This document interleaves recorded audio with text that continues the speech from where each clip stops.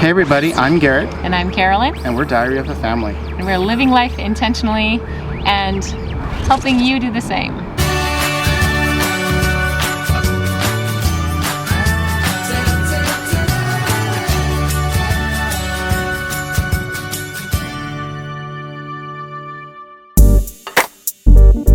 Today we wanted to review 3,000 trail campgrounds in eastern Texas. Those are Lake Whitney, Lake Tawakoni, and Lake Texoma. Let's start with Lake Whitney. Here are some of the pros. There's lots of shade on most of the campsites. There's a lot of scrub around with small trees, large trees, and it really kept the area pretty cool. Yeah. Considering that we were there in July. And there was a kind of a thunderstorm that came through. That was a pretty crazy storm, but we felt our trailer was pretty well protected. They had a very nice swimming pool up near the main entrance, the lodge there. It had obviously been refurbished recently, along with the building attached to it. Yeah, the bathhouse was, they had like a restaurant there too. A little restaurant there too, yeah. But it was open on the weekends. The activities were very well maintained. Mini golf was really fun. And it had like some big lawn games to play. Yeah. Didn't they have like a pool with beach balls or something, like bowling balls or something? Yeah, they had some pretty unique and fun activities that the kids really enjoyed. And they were well maintained, so we appreciated that. The lodges were also pretty cool. There was one lodge that was up by the office, and then there was another lodge that was a lot closer to the lake. The one down by the lake has a lower level that has this really cool kind of division. You have a workout room, then you have a family game room, and then you have this smaller room with a lot of little toys for littler kids. So just a place where you can bring your entire family and have something that they would enjoy doing. Now to the cons. A lot of the sites were not open. A lot of them were shut down for maintenance and renovation. So we really went in there and saw all these open spots, but then as you drove by, there was a bag over the electrical panel and it's saying, sorry, you can't use this site. It felt like it wasn't well maintained when you saw so many sites not active. Open. Most of the sites were not close to the lake at all. No, all the sites were not close to the lake. You couldn't even see the lake. You could kind of see the lake a little bit from the lower lodge, but you had to really kind of peek through the trees to get a little glimpse of it. Now, it didn't take long to walk from the lodge down to the lake. No. But when you think you're going to Lake Whitney and you don't see a lake anywhere, you kind of wonder. Yeah. There's no access to the lake for boats from the campground. The roads in the campground were pretty rough. Oh yes. I mean, we were going 3 to 5 miles an hour with our trailer, and even in our truck, it was like 3 to 5 miles an hour because there was potholes everywhere. And trying to avoid potholes with 40 feet of trailer behind you was not easy. At the second lodge, there was a pool, but it was closed down for maintenance. Yeah, it was pretty nasty. It looked like the pool had not been open for quite a while. But pools also cost a lot to upkeep and for maintenance, so I'm sure that they were dealing with budget issues, so it probably got tabled. At the location, we didn't have very good cell reception, so that is a negative for us.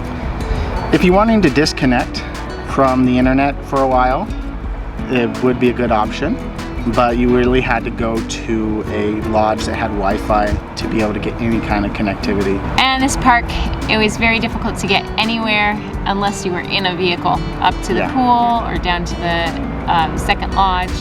You really had to drive to the location. And it was very hilly, lots of up and down. So, I mean, even if you thought you could just walk a long distance, you might not want to. Lake Tawakoni. Tawakoni. That's how we thought it was pronounced to begin with. Pros of this campground. They had lots of open sites. They had a whole section that was probably more permanent stays, but then there's a few other sections that were fairly wide open.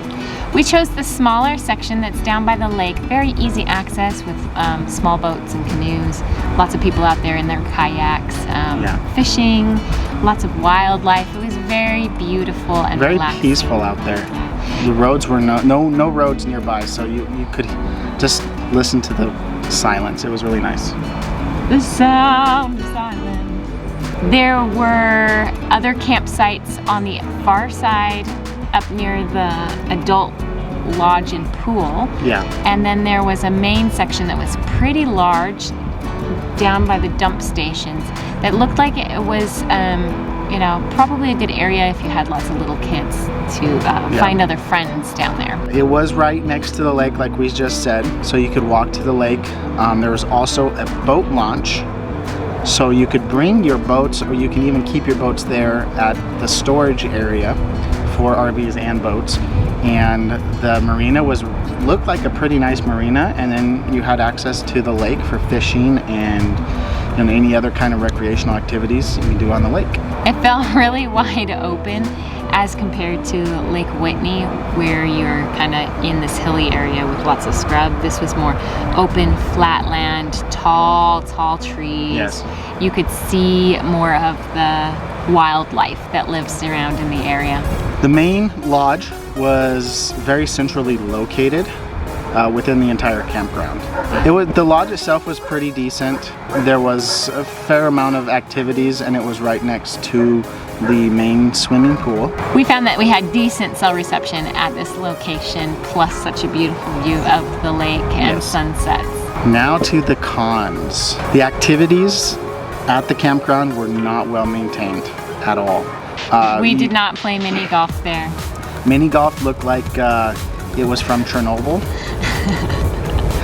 after the nuclear accident. I don't think they had maintained it for 15 years. The park there was not really kid-friendly. Old play equipment.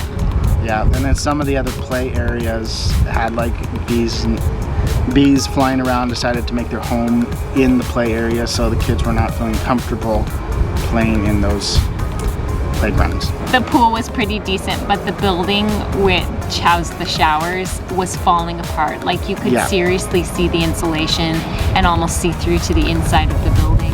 A lot of the pillars for the roof were like rotted at the bottom, and I'm like, I don't even know if I want to go in there to go to the bathroom. They need to tear the building down and completely rebuild it. Yeah. It can't be remodeled. And I think they had a spot, like a hot tub there, and at one point, and they just put a wooden cover over the top of it because they couldn't maintain it anymore and just wanted to shut it down. You have to drive to get anywhere.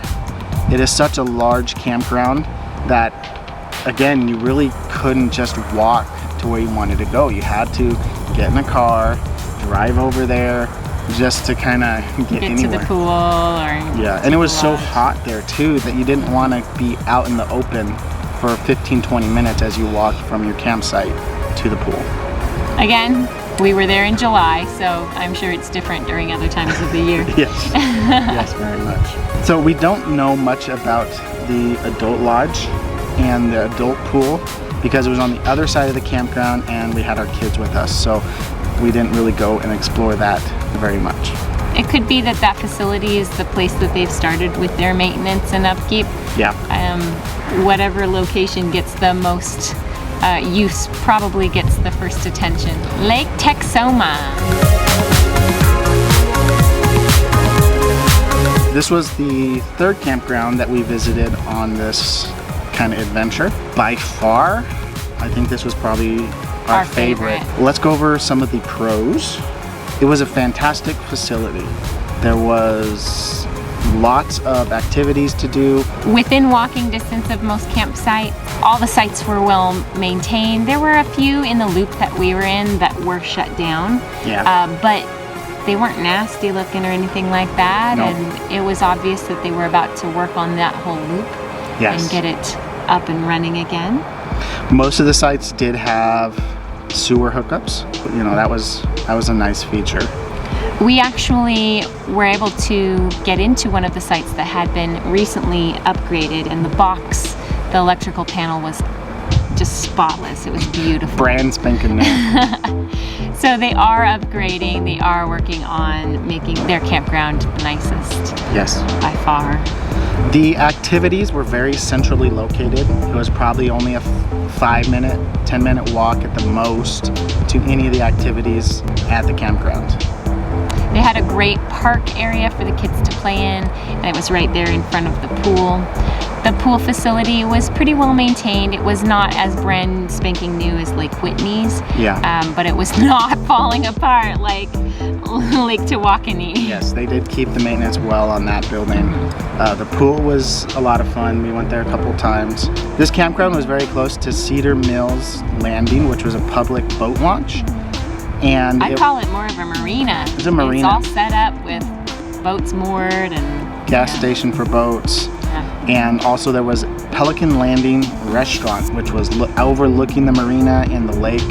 And we had a blast having dinner with the Marks there. Another positive that we really enjoyed was the lodge area next to the adult swimming pool. Yes, there are 2 pools at that facility, and they were both open. And they're both nice. The lodge was beautifully upkept, nice logs. It was cool in the building. Had an upstairs and a downstairs. Had a fantastic laundry area with an actual little lounge area where you could sit and watch TV while you waited for your laundry to be done. Cons for Lake Texoma. There were lots and lots and lots of flies. Horse flies, the big horse nasty flies. ones that bite you as soon as they land on you. They were terrible. We absolutely hated them. They didn't bother us while we were at our campsite. It was mainly when we were in the pool at dusk. They didn't really bother you in the sun, but get anywhere in the shade and they were dive bombing. The office itself was fairly far away from the rest of the campground, so you definitely had to drive to get and do anything at the office. And this campground was also very far from the lake itself. You did have to get into your vehicle and drive down. But it was what, a 10-minute drive? 10-minute drive down to the lake, which was not terrible. No. And they did have their own boat launch there. Not as nice as Cedar Mills, but it was still decent. Our thoughts overall of the Thousand Trails Campground Club, it's pretty decent. It's a decent club to be a part of, especially if you're traveling a lot. You can tailor your membership to include the zones where you're traveling, so you don't have to pay a ton of money for like the huge trails collection. You will need to go and stay at these parks often if you're going to get your money's worth. Yes. And some of them are not as good as others in their upkeep and maintenance.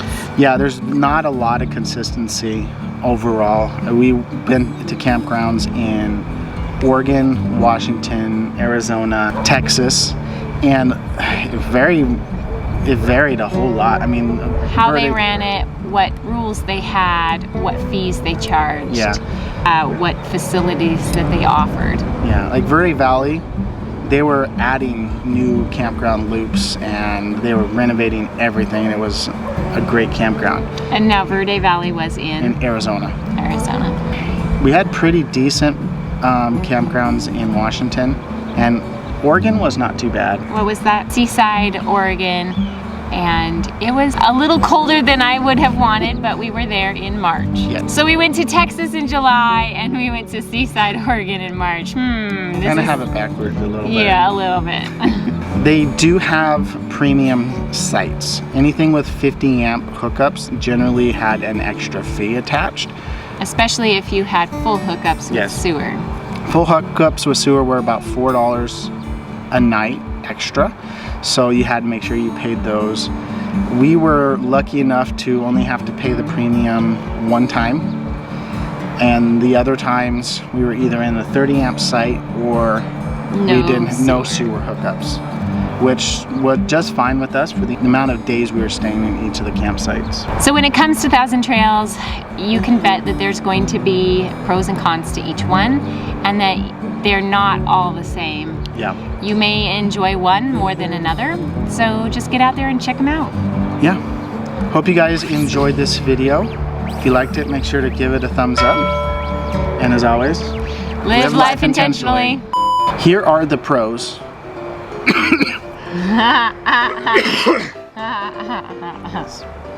The pros. Here, have some coffee. Tea. It's hot. Is it too hot? Do you want to say here are the pros of Lake Whitney or just say here are the pros? Well, you'll probably do some fancy Lake Whitney with the lake in the background. And then just say, here are the pros. Lake Tawakoni. Tawakoni. That's how we thought it was pronounced to begin with. Yes, we were quickly schooled by our friends on the proper pronunciation of Lake Tawakoni. I think it's just because we come from a place where, you know, the Western Indians, Seattle, Puyallup, They pronounced it differently. Chehalis, Yeah. we just tend to use those types of pronunciations when we attack the words here in Texas. And they're like, no, that's not how it's said. That's not how it's said. Like, oh, okay, That's not how it's said. Okay. So, Tawakoni, it Tawakoni. sounds just so choppy compared to the way we said it. Yeah.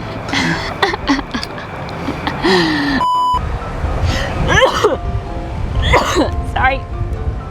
I waited until you were at the end of a thought.